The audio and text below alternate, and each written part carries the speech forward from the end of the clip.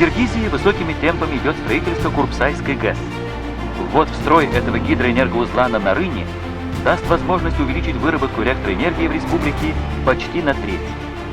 Весомый вклад в ускорение строительства вносят участники соревнования по принципу рабочей эстафеты.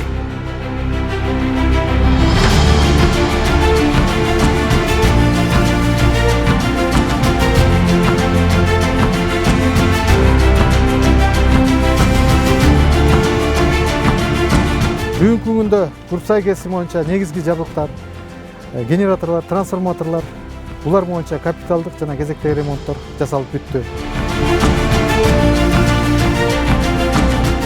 Урматтуу кыргыз элим, Токтогул ГЭС каскаты энергетиканын локомотиви бүгүнкү күндө күз-кыш мезгилине даяр.